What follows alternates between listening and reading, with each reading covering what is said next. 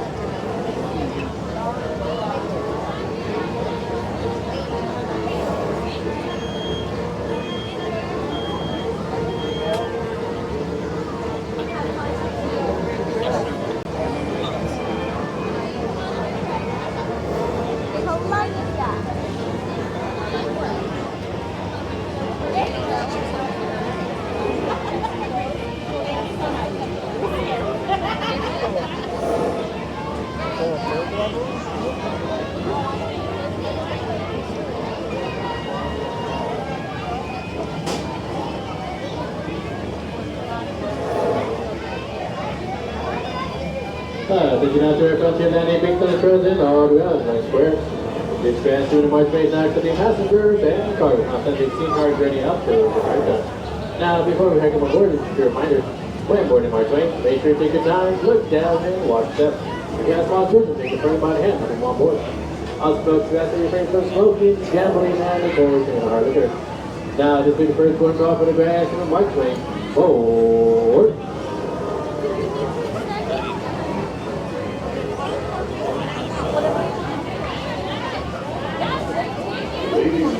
Welcome aboard the Mark Twain Riverboat.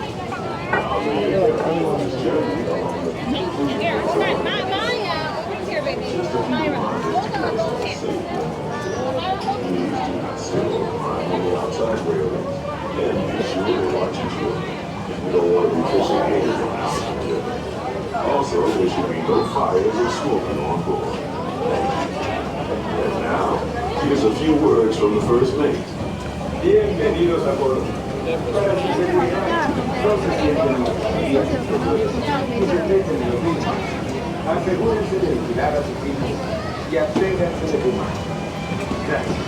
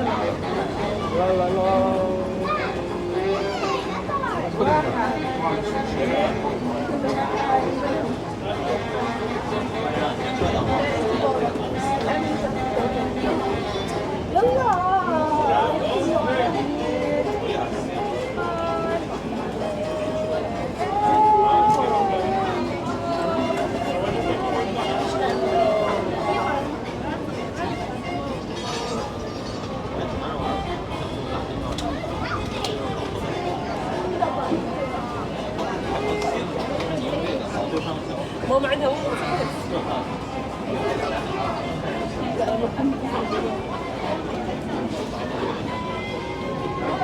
هلا بتتلاقيها حتعذب كثير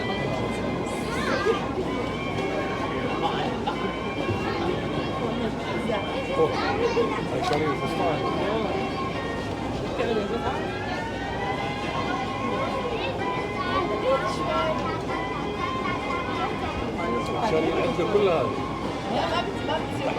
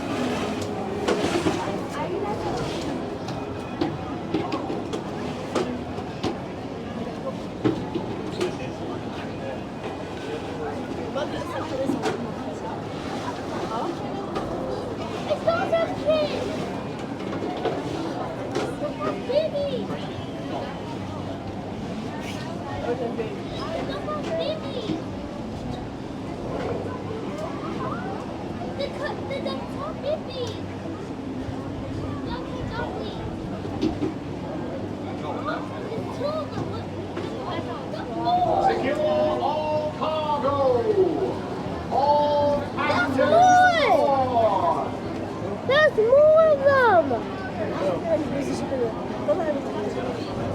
how many they are. That's a lot of birds.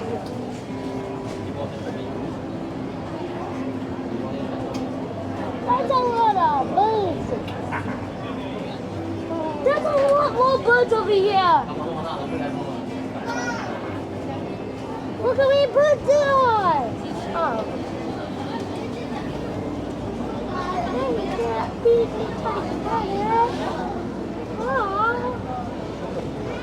We're not even moving.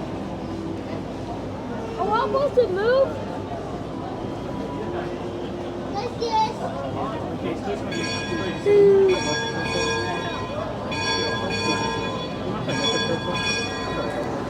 why do you have microphones on? Why do you have microphones on? Thank you. Dogs! 1, 2, 3, 1, 2, 3, 4, 5, 6. 6, I see right now.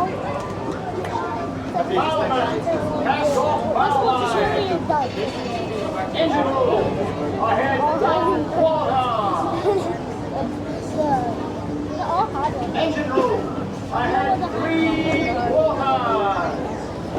Letchman, sound off.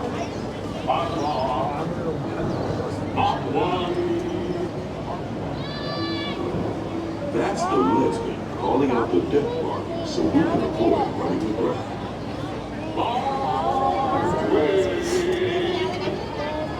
Mark Twain is not just the name of a riverboat or a great American author. It also means the water here is 2 fathoms deep. That means it's safe enough for us to proceed on our steam-powered journey along the rivers of America. On our trip, we'll visit the magnificent Columbia of the Great Northwest, the graceful Missouri of the windswept plains, and the rugged Rio Grande along the border of Texas and Mexico. I'll be sure to point out interesting sights along the way, and even tell you about the legend or two. We begin our trip right here on the mighty Mississippi, heading south and ending up down in New Orleans.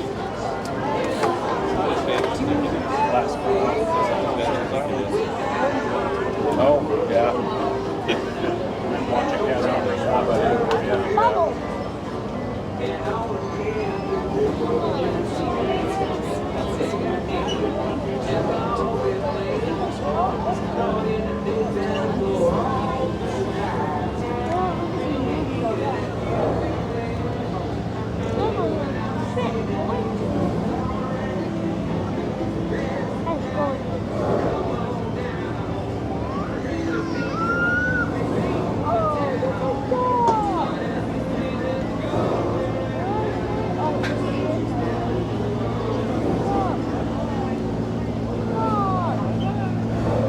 New Orleans is rich in history, music, good food, and ghost stories.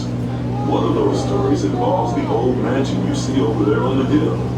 We're now passing Bowers Harbor. This is homeport for the 3-masted windjammer in the Columbia, the first American ship to circumnavigate the globe. It's a bit of history. Columbia set sail from Boston Harbor in 1787. She rounded Cape Horn and became the first American ship to carry the Stars and Stripes around the world.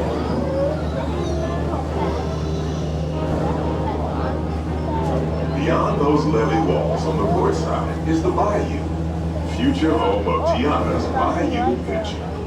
Princess Tiana swears there's magic out there. And wherever you find magic, you're bound to find surprises. Blue skies and sunshine guaranteed. It's not quite finished yet, but we're almost there.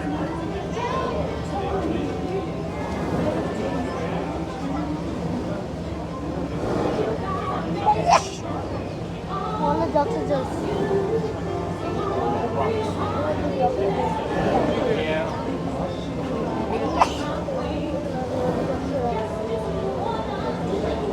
Oh, my God!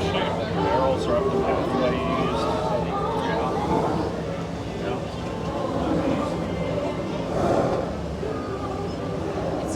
While you're in Critter Country, you might want to grab a paddle and try your hand at the Explorer canoes.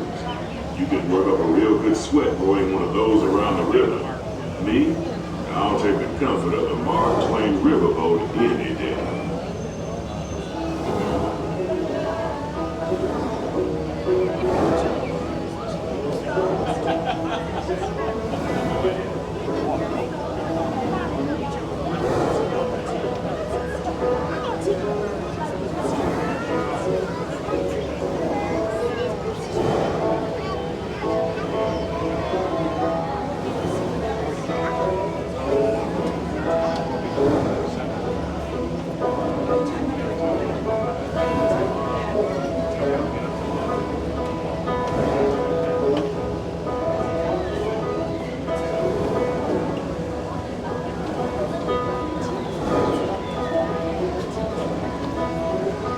Oh, we went back slow.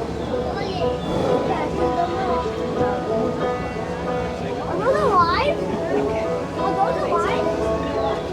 As we head into the remote areas of the rivers of America, you're in for a real treat. I've been navigating these parts for years now, but I never get tired of taking in the breathtaking beauty of the Columbia River. The majestic trees, Isn't that so cool? the stunning rock formations, the cascading waterfalls, the moose, deer, and elk along the banks. It's all so magnificent and so peaceful.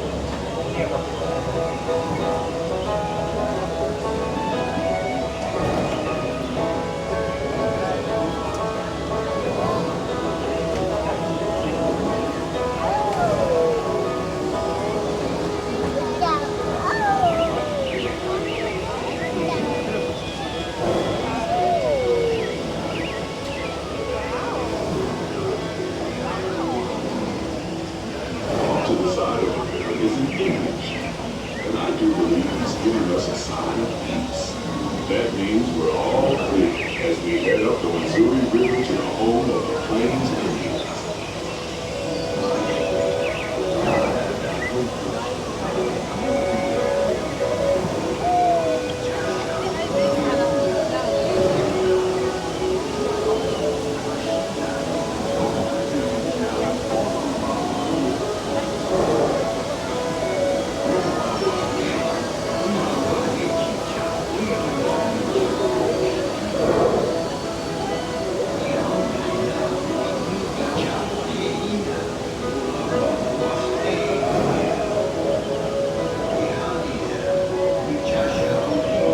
Off the port side of the river is a wise old shaman, sharing a story of all of us. He's telling the tale of how a woodpecker taught a young tribe to take a hollowed out branch and turn it into that most wondrous of musical instruments, the flute. It's a legend the Lakota have passed down from generation to generation.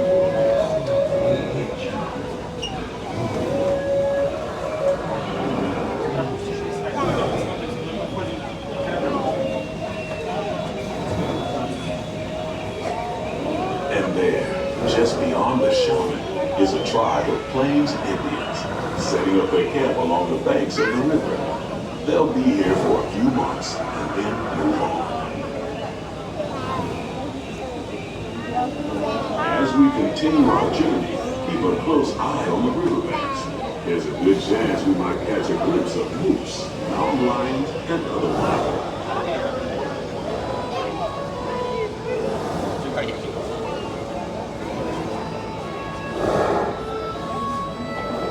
Be careful with that phone. On this side.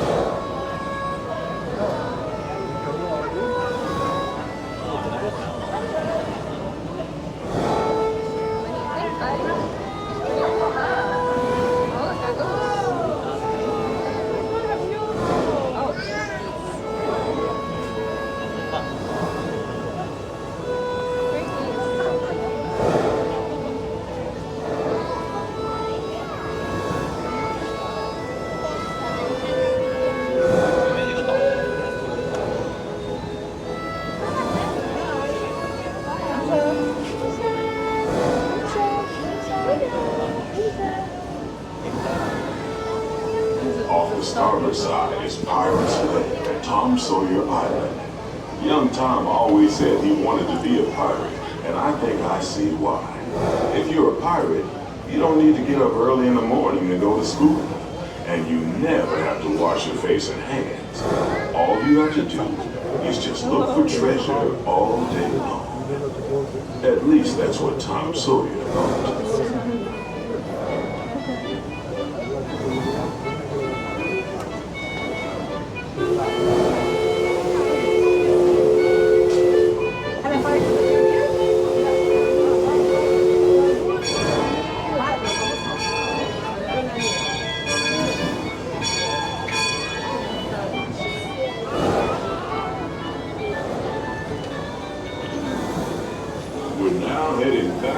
Civilization along the Rio Grande. Off in the distance are the towering peaks of Big Thunder Mountain.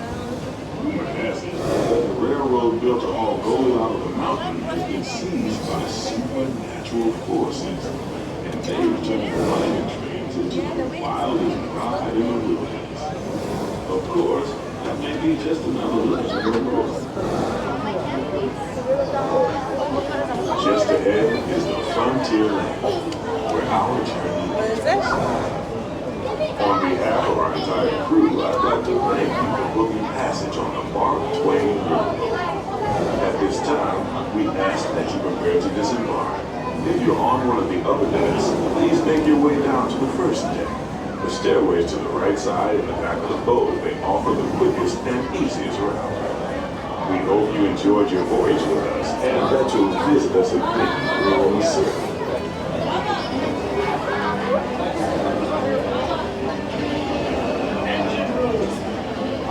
Ready at 1/4 steam. Man the bow line. All passengers, stand by to go ashore.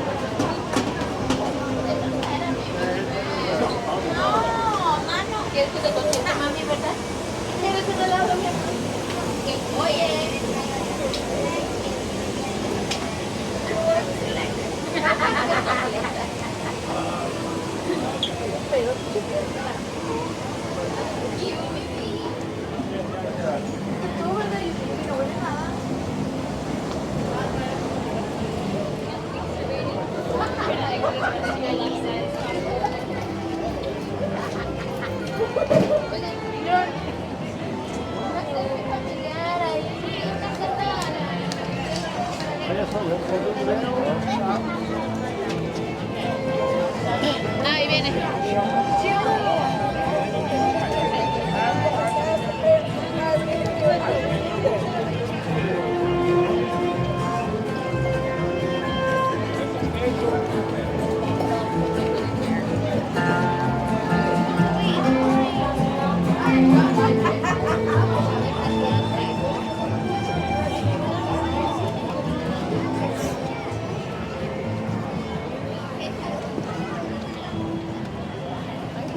Maybe we should find somewhere to eat.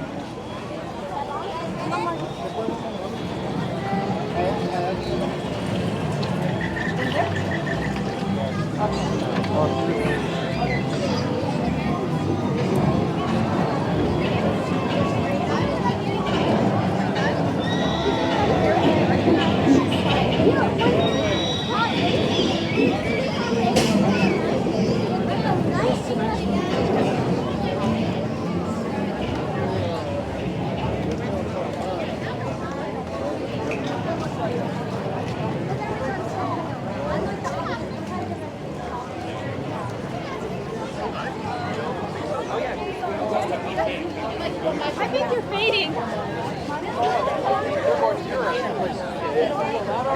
You're getting on the outside. When you don't get to. But in, over there.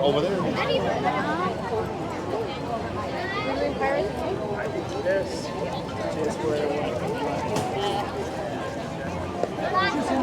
Using activation.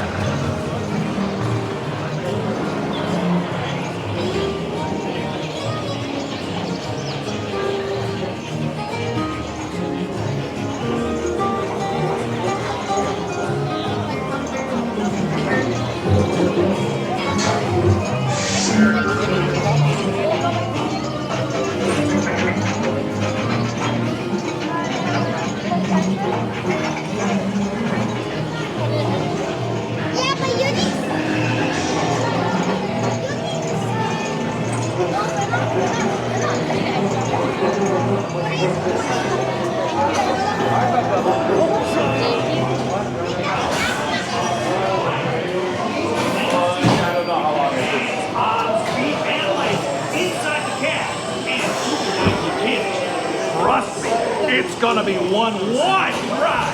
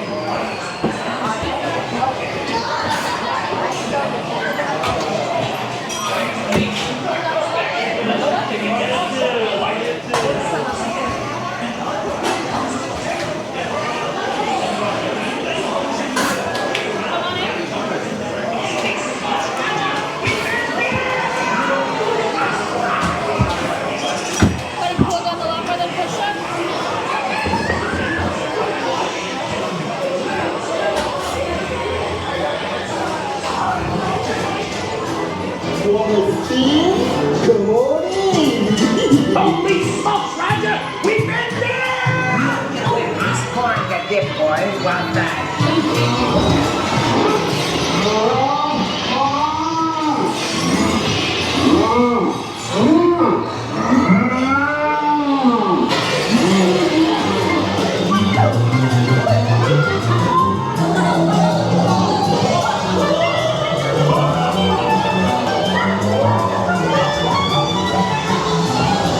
Danger, danger, warning, warning, danger, danger.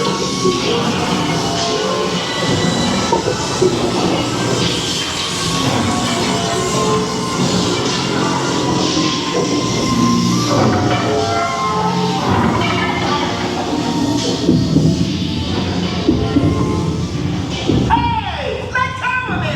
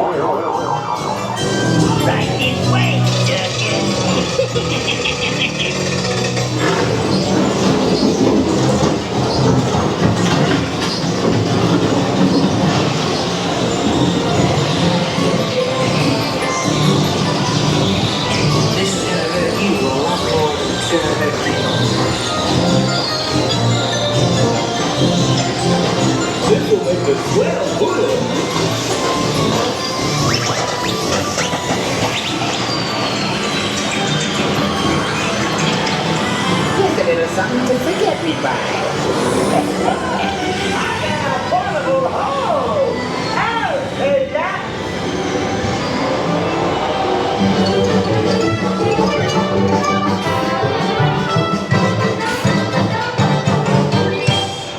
Please remain seated. Your cab will begin moving in just a moment. Please remain seated. Your cab will begin moving in just a moment.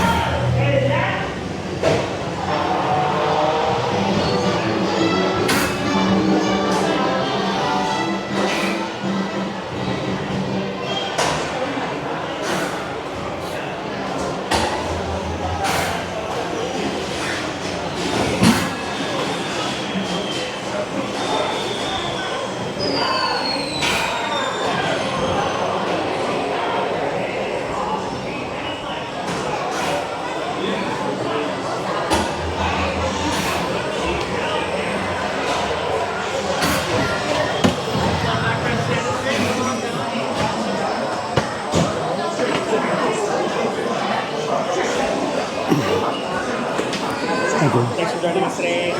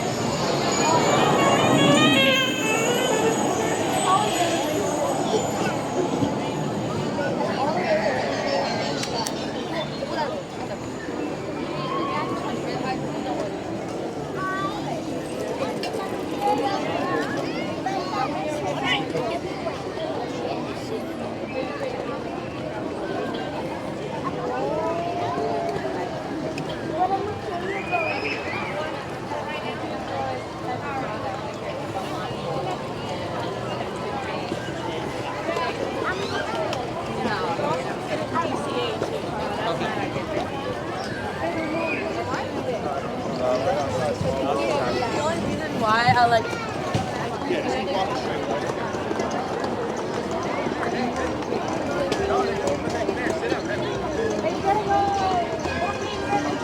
You're not gonna smell one? No, we gotta go to the bathroom. All right, come on, sit down.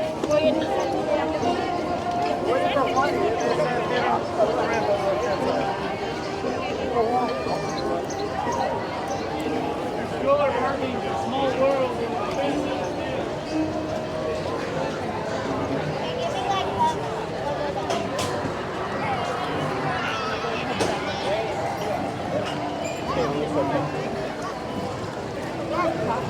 I don't ever think I've been. Yeah.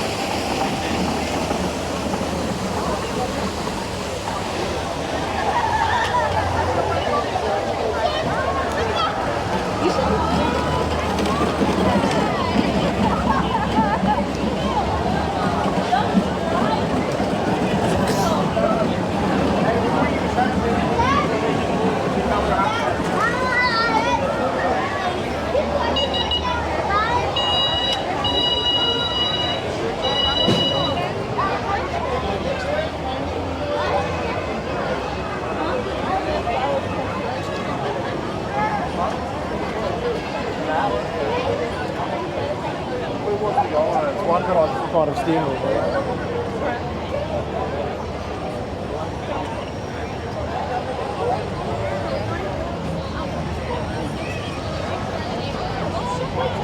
You didn't see around the space.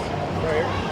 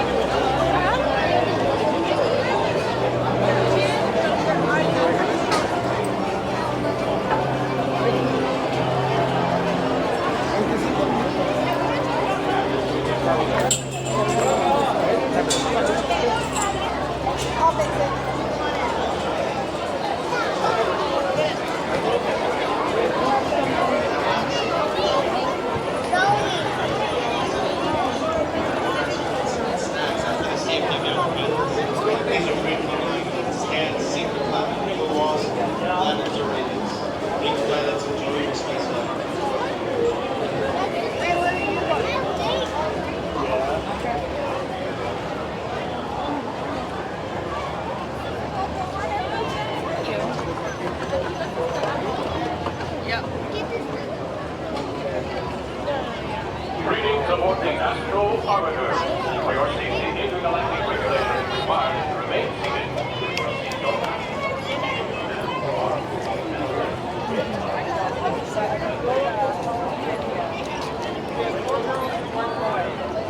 One girl here.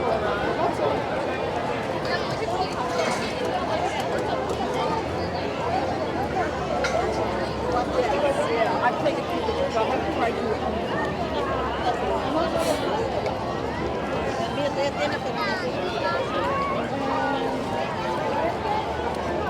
That cabin.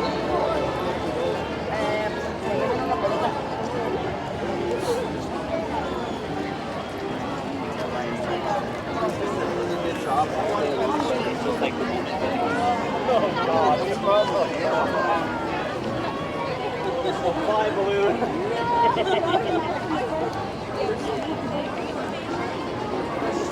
She was like, oh, like.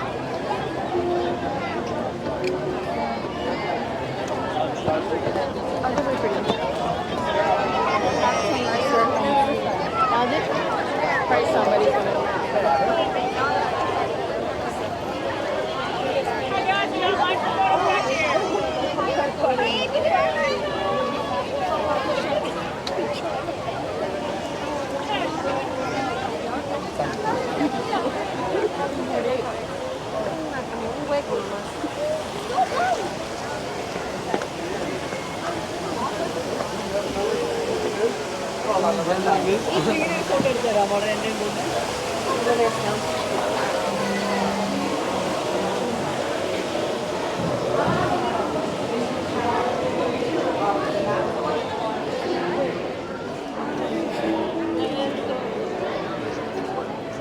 there you go.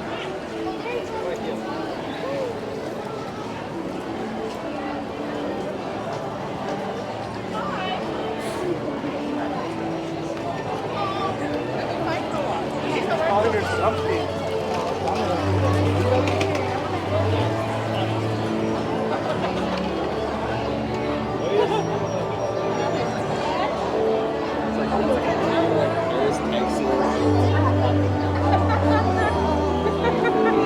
She's being a diva.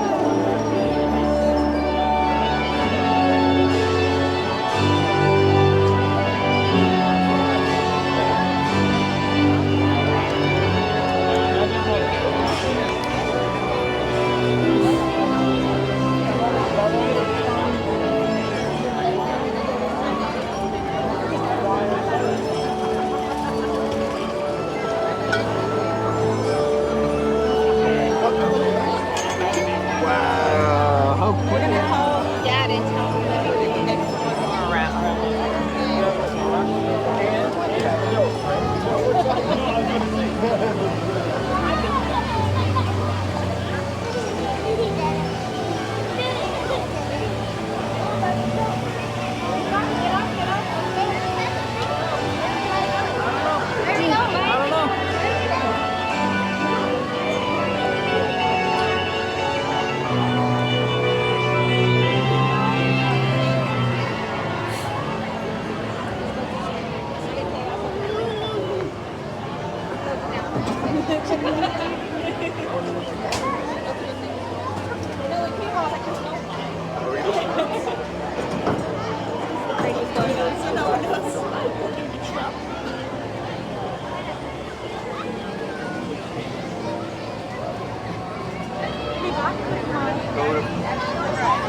Okay, I'll see you guys. I'm gonna take the black stroller. Bridget stroller. Yeah. Okay.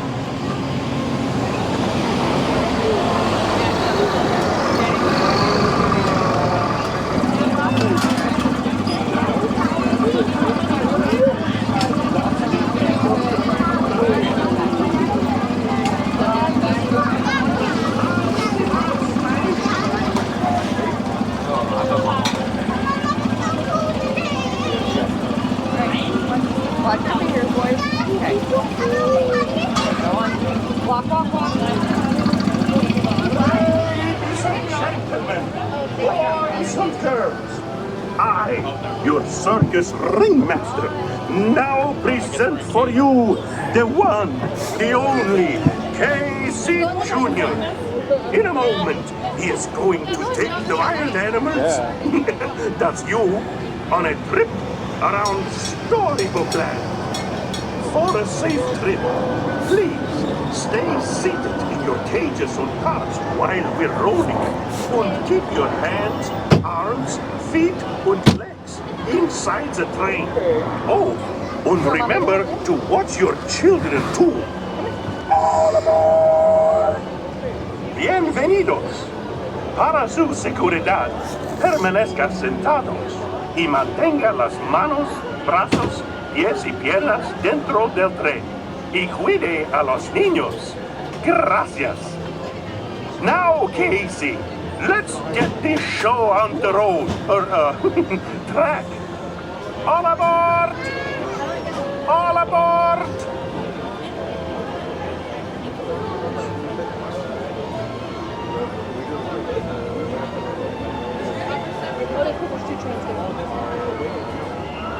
Maybe a different month.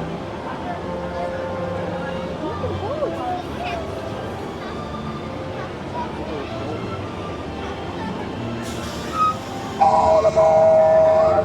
Let's go!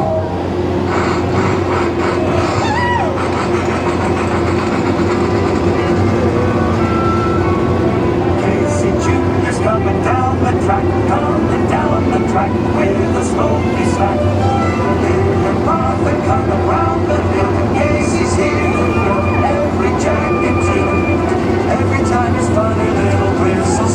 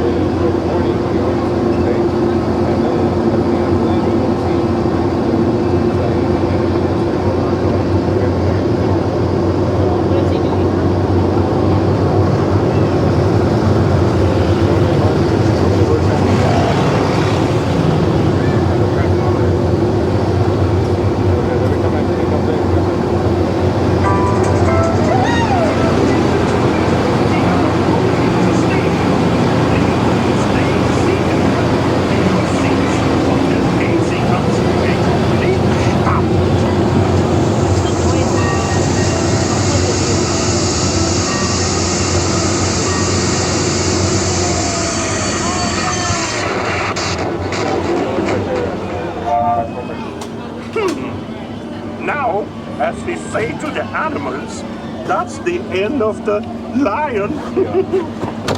Fantasyland! Fantasyland Station!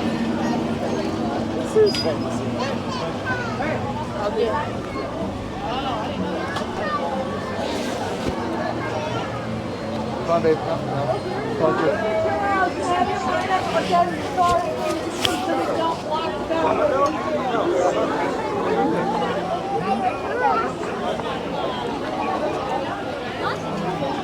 We're not going to do it.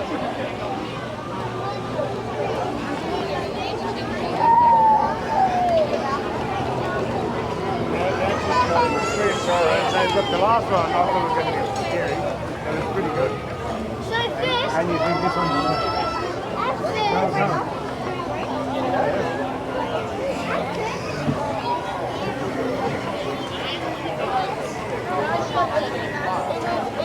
She's like, Okay, when you go put it really fast.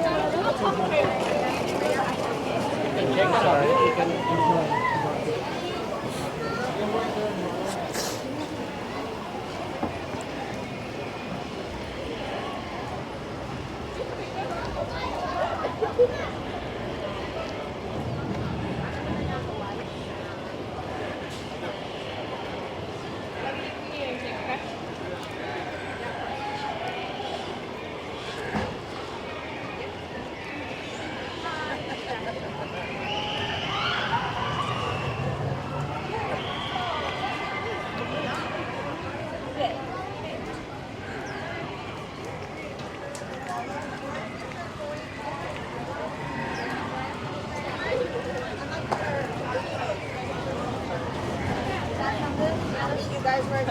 We'll grab the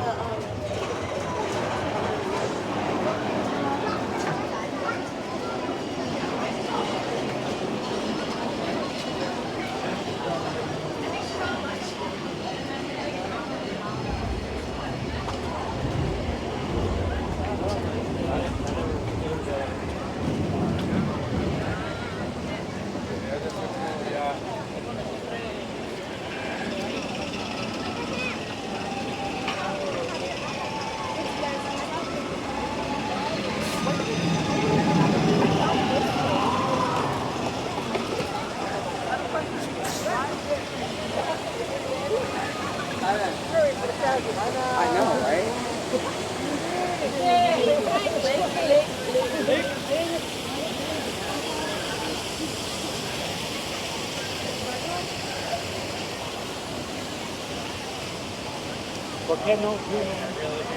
definitely, it's like a spirit ride. So it's like, oh, within the background.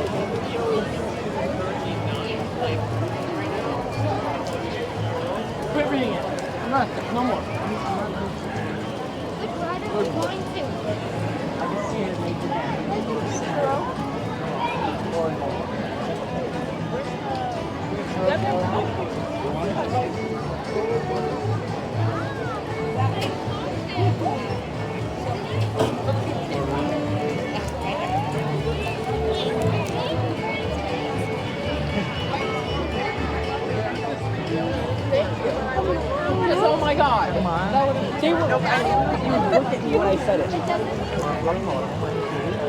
Also,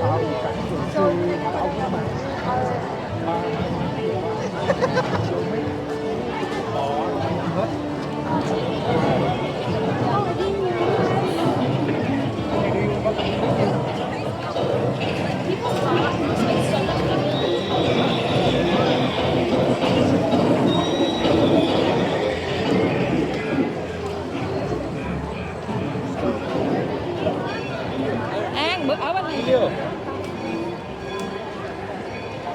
don't make fun of people. It's all wrong.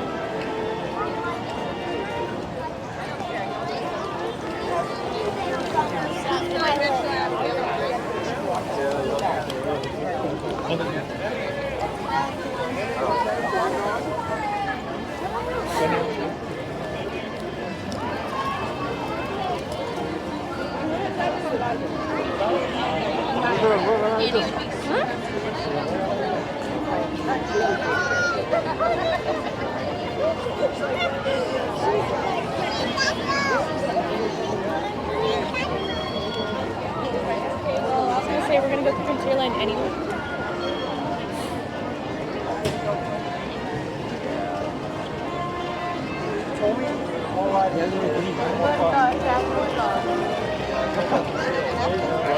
Corn dog.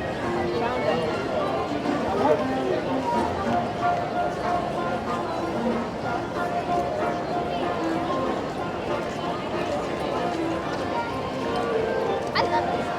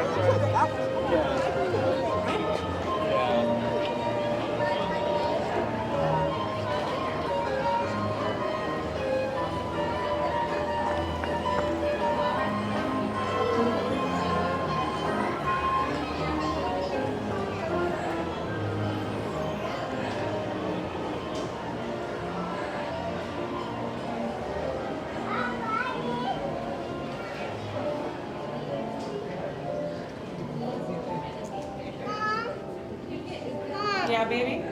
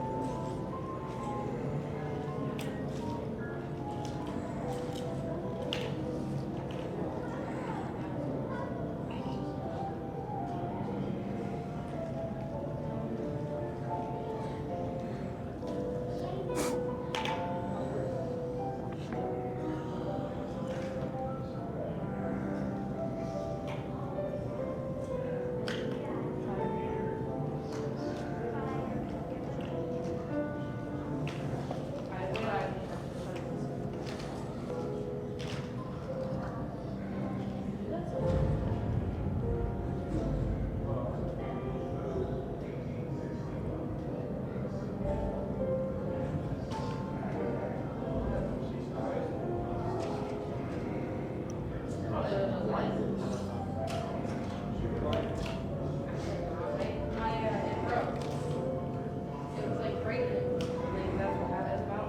evening, everyone. Welcome to the Disneyland Opera House. I'd like to invite everyone to the back lobby to experience our special presentation about Frederick Douglass. This 9-minute video was produced by the National Geographic Society and will be preceding our main presentation of Great Moments with Mr. Lincoln. As a friendly reminder, open food and beverages are not permitted inside the theater as well as strollers. If you do have a child stroller, please park your outside the main entrance doors. We also like to reserve the center portion of our theaters for our guests in wheelchairs, ACVs, and members of their party. You can access these seats by going to the center doors right below the brass window. Again, folks, please come to the back lobby. Our video screen is right on the fireplace on our presentation. Once that's over, the opening doors of the theater, Mr. Lincoln awaits. Enter the theater for Great Moments with Mr. Lincoln. We'd like to tell you the story of an unlikely friendship that transformed America forever.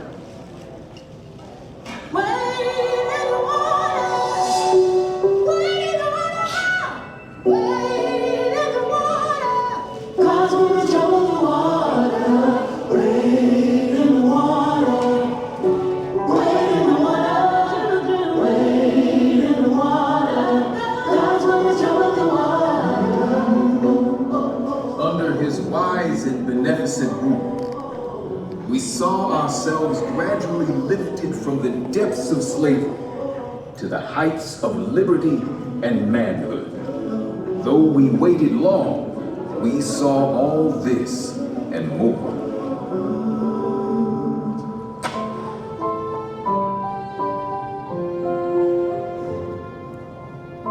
Abraham Lincoln is known as the Great Emancipator, but the moniker wasn't earned overnight. It would take the tireless work of the abolitionist movement led by Frederick Douglass, who himself was born enslaved, to guide Lincoln towards the cause of freedom.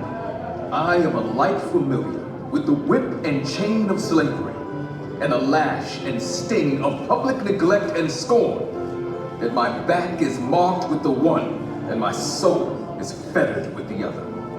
After years of opposition, these two giants would find common ground and change the course of history.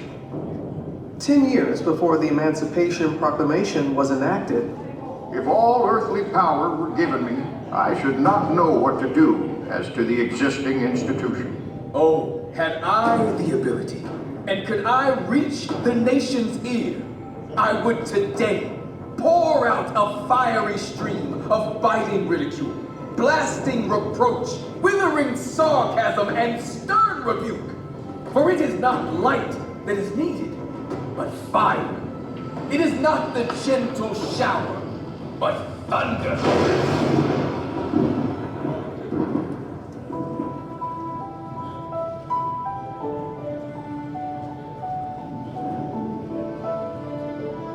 Frederick Douglass never had a pair of pants or shoes until he was about 6 or 7 years old. He would sleep head first in an old corn sack with his feet hanging out on cold winter nights to try and keep himself warm. Teaching the enslaved to read was illegal, so young Frederick secretly traded what little food he had in exchange for reading lessons. It just shows how much he understood how education was going to be his key to freedom. And a key to freedom it was. At the age of 20, Douglass made a daring escape and went north, settling in Massachusetts. There he soared. From orator, the one cannot be truly free, while the other is a slave, to newspaper editor, truth is of no color, and best-selling author. From that moment, I understood the pathway from slavery to freedom. He was the central voice of the abolitionist movement. He had this natural gift for communication. He was eloquent. He was charismatic. There wasn't a venue, a building large enough to hold people who wanted to hear him. Would you have me argue that man is entitled to liberty?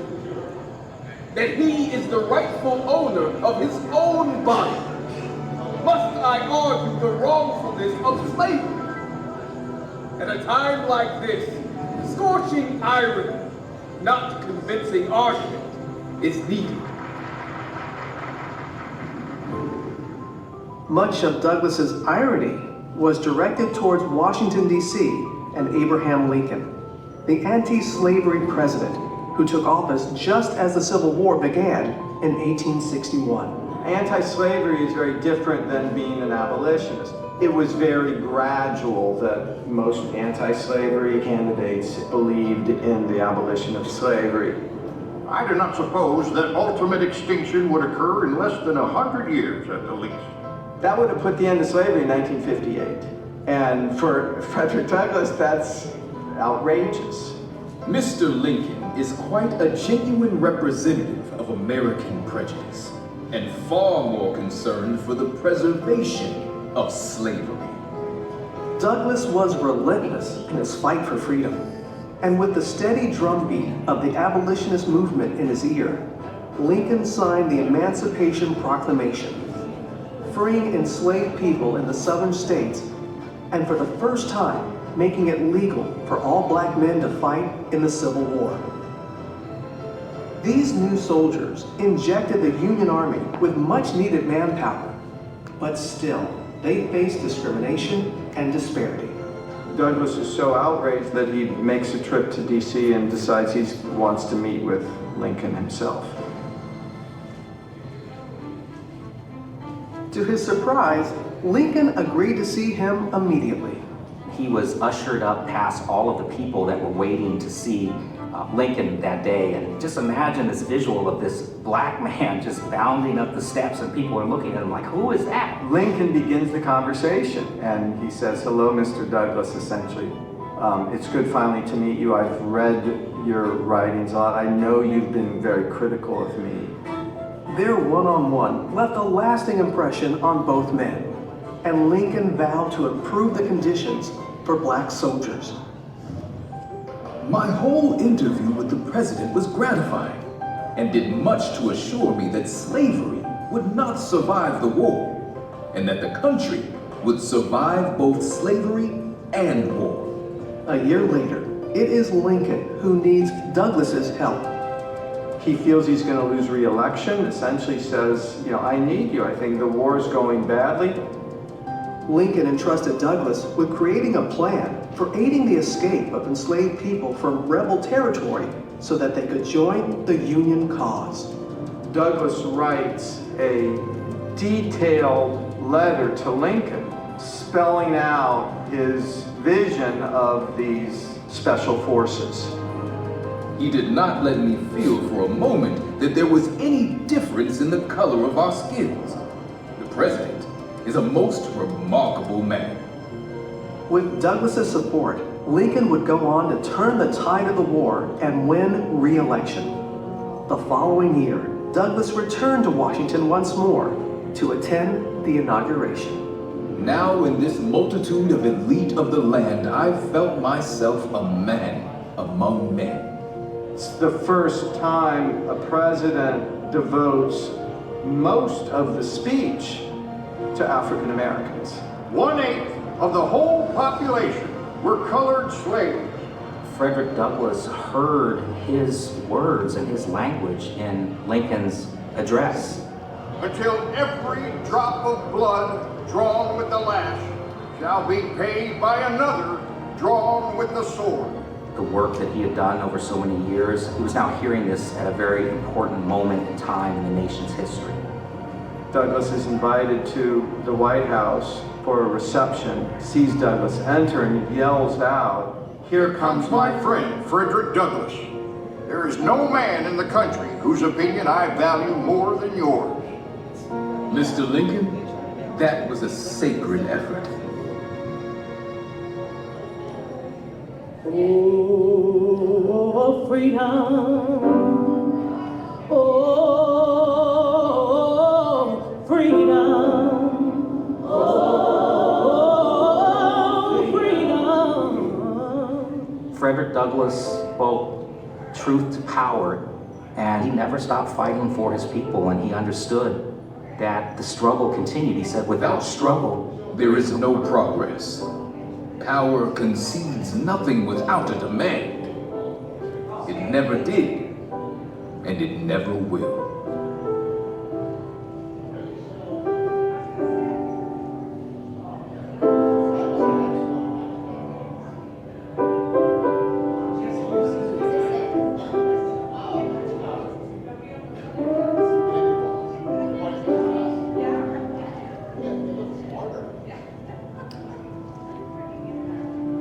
And now, here is Walt Disney to talk a little more about the nation's 16th president, Abraham Lincoln.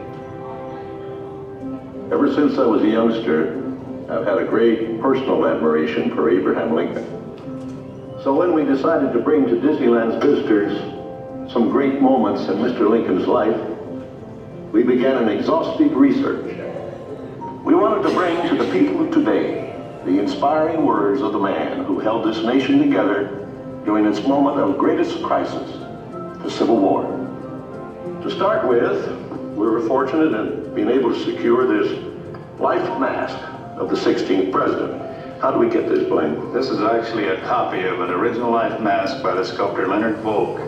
Before Lincoln was president? Before Lincoln was president. Before he had a beard? That's right. During our exhaustive research into Lincoln's life, we studied his mannerisms, his gestures, and even his voice characteristics to create a faithful likeness of this honored man. The final result is so lifelike that you might find it hard to believe.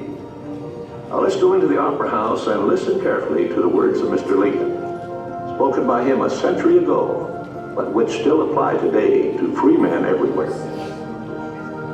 If you would now please pass through the doors leading to our theater, we welcome you to Great Moments with Mr. Lincoln. All right, folks, it's showtime. I'd like to invite you over to the back lobby.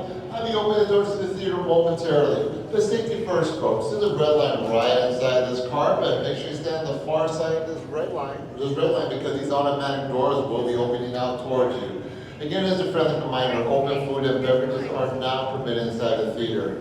So if you do have, please either finish it, discard it, or place it right inside your backpack. We also like to reserve the center portion of our theaters for our guests in wheelchairs, ECVs, and members of their party. You can access these seats by going through the center doors right below the brass eagle. Now, as you enter the theater, please watch your step. We do have step ramps on uneven floors inside. Yes. I have a question. Yes. Is the reason you say stand behind the red lines because somebody being banged by the doors? No, because when the doors open, you're going to be hit by the doors. No, but is everybody like, walked into the door and the doors just slammed them in the face? Yeah, it would. That's why you have to be very careful. So stay behind the red light. Don't enter until the doors are fully open, please.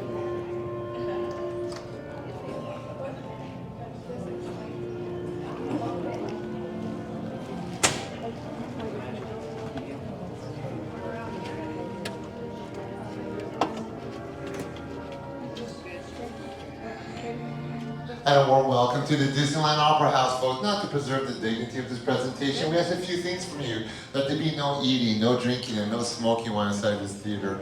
Also, folks, for courtesy for all the wonderful guests around you, please no flash photographies, no video lighting, silence those cell phones for me, please. Now, during the presentation, if you need to leave early for any reasons, no worries, folks. Please use the exit doors on the far right side of the theater. Even the exact same doors should be used at the conclusion of our presentation. Now, our original presentation first debuted in 1964 New York's World Fair. At that time, Walt Disney introduced 4 new attractions. It's a Small World, the Carousel of Progress, which is still played over inside Disney World, the Magic Skyway, and of course, Great Moments with Mr. Lincoln, which came to Disneyland only 1 year later in 1965. Now, this being one of Disney's treasures, not only because Mr. Lincoln happened to be the very first human audio animatronics. The original presentation was directed by Walt Disney himself. So folks, to the magic of Disney, I want everyone to sit back and let's all enjoy the great moments with Mr. Lincoln.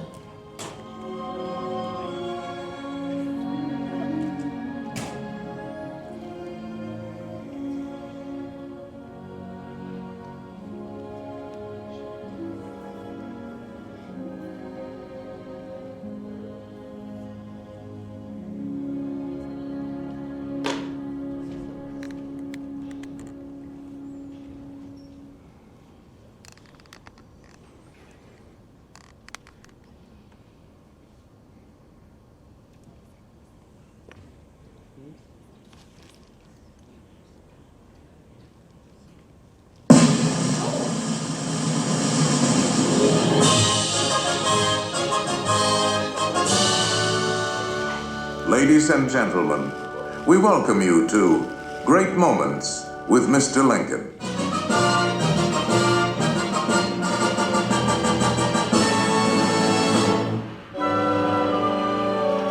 Oh, beautiful for space.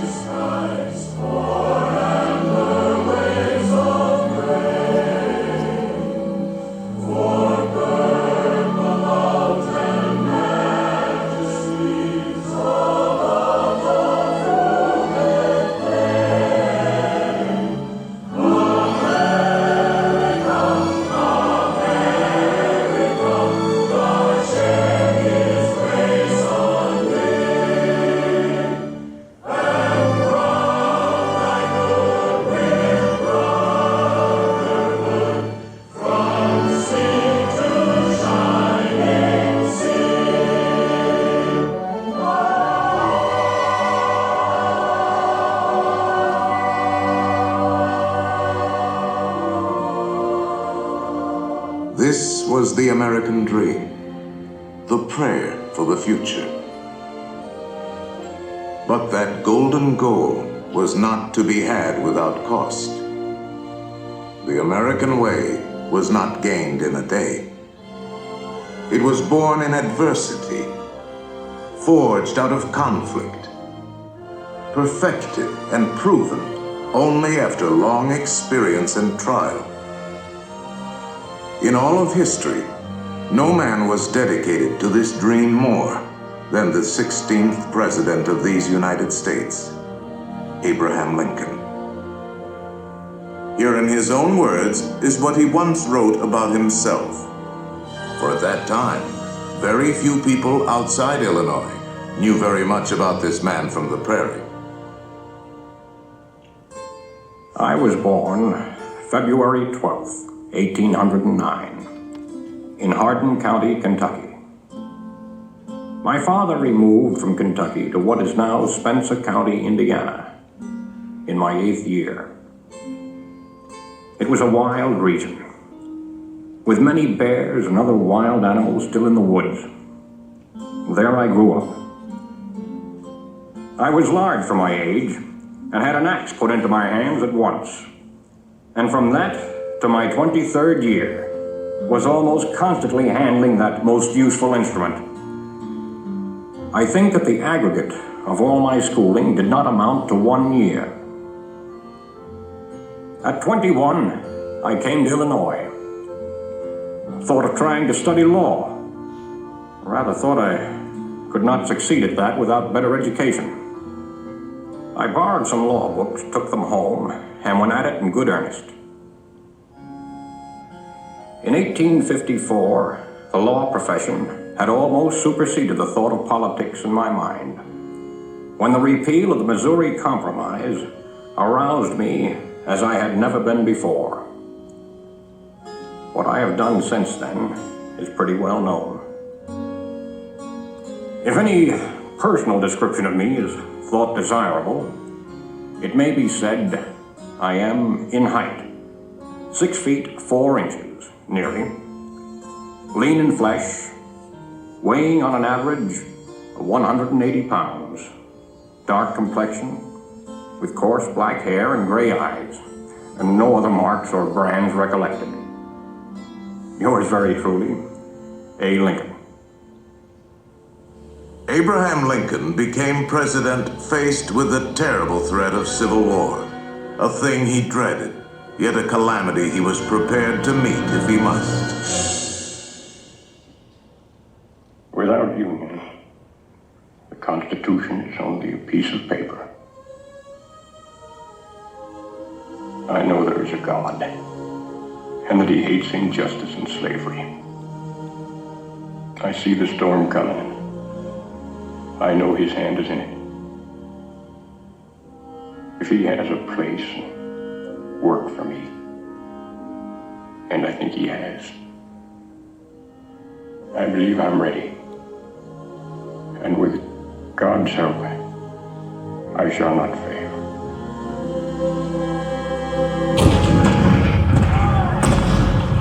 April 12, 1861, Fort Sumter. The cannons spoke for war. Civil war, violent, devastating. Now had come the reckoning, the supreme test that would decide whether a republic founded on liberty could survive the terrible strife of men's passions.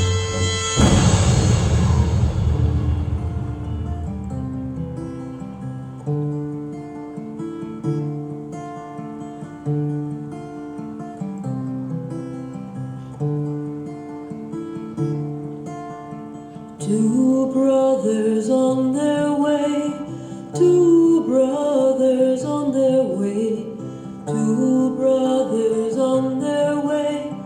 One wore blue and one wore gray. One wore blue and one wore gray as they marched along their way. The fife and drum began to play, all on a beautiful morning.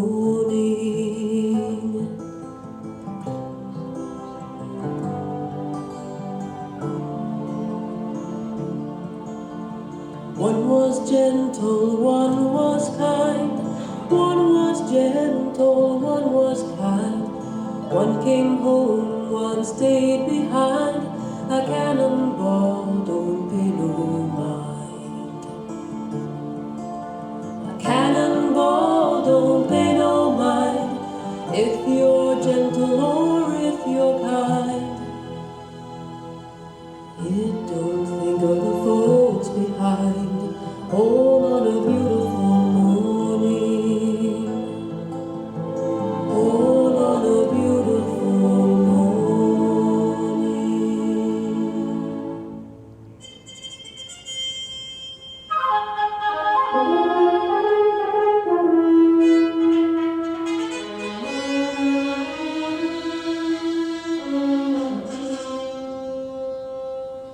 Fourscore and 7 years ago, our fathers brought forth on this continent a new nation, conceived in liberty and dedicated to the proposition that all men are created equal. Now we are engaged in a great civil war, testing whether that nation, or any nation so conceived and so dedicated, can long endure. 10 brief sentences. So simple, so direct. Abraham Lincoln had not expected his words to live beyond their temporary moment. But time and history would dictate otherwise. And so today, his Gettysburg Address is immortal, a rich and treasured part of our country's heritage.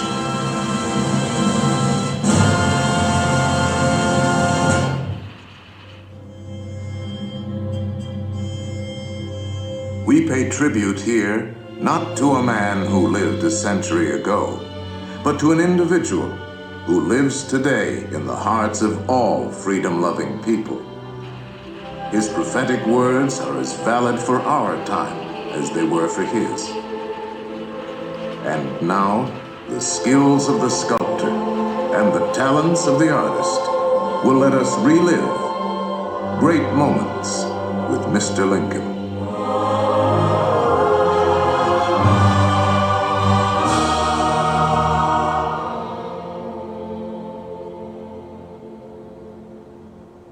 The world has never had a good definition of the word liberty. And the American people just now are much in want of one. We all declare for liberty, but in using the same word, we do not all mean the same thing. What constitutes the bulwark of our liberty and independence? It is not our frowning battlements, our bristling seacoasts. These are not our reliance against tyranny. Our reliance is in the love of liberty, which God has planted in our bosoms. Our defense is in the preservation of the spirit which prizes liberty as the heritage of all men, in all lands, everywhere. Destroy this spirit, and you have planted the seeds of despotism around your own doors.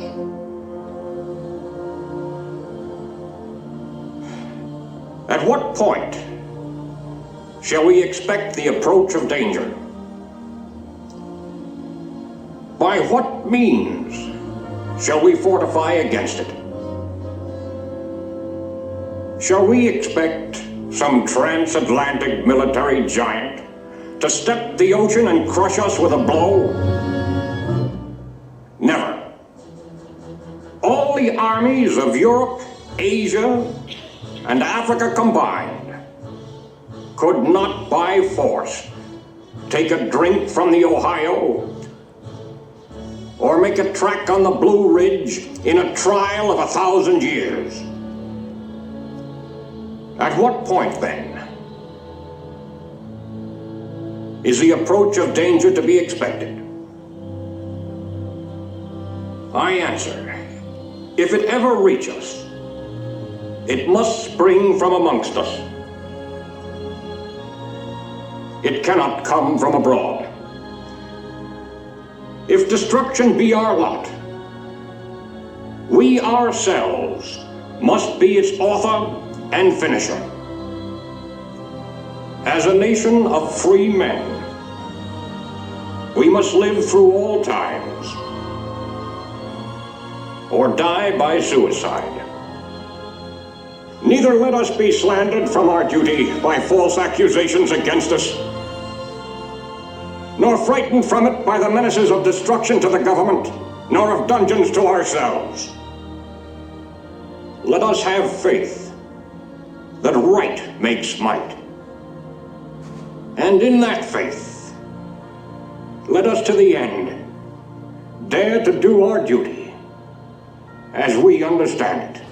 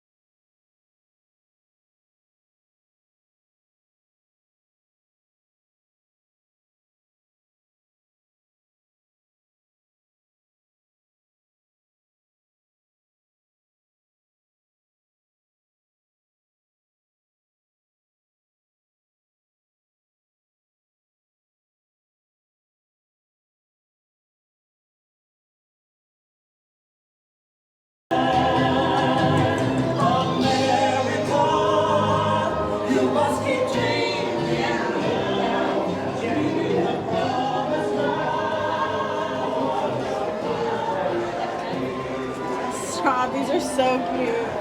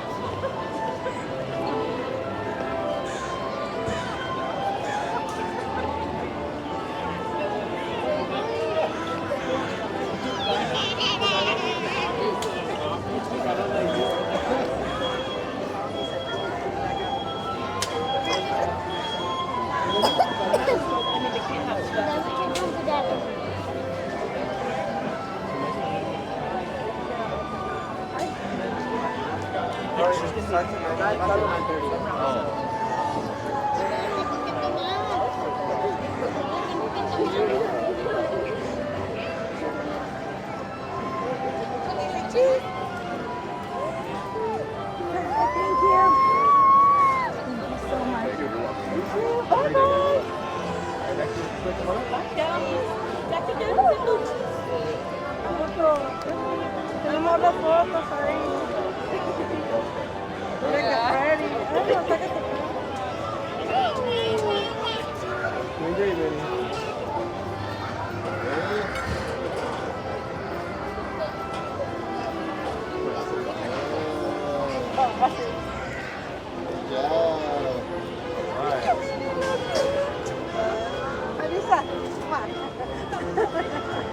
Thank you. Next, like the second one up? ¿Quieres que te la tome? No, we're good. You want me to take it? I can take it out. ¿Qué no lo tomas?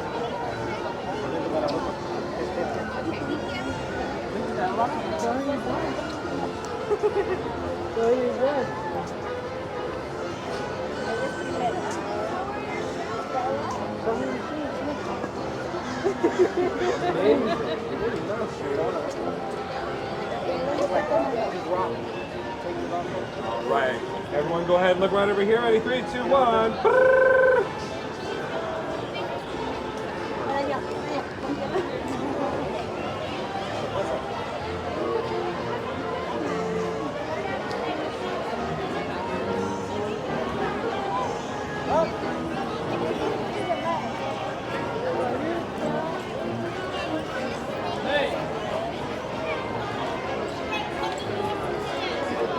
Don't worry about it.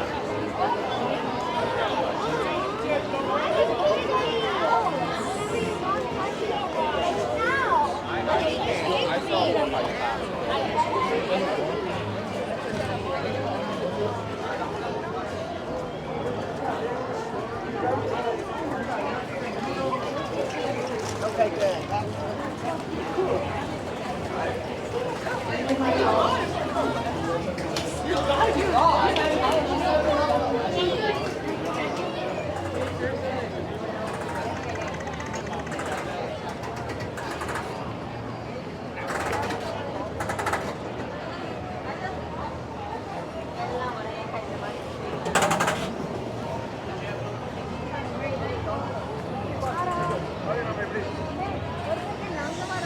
Arya, this is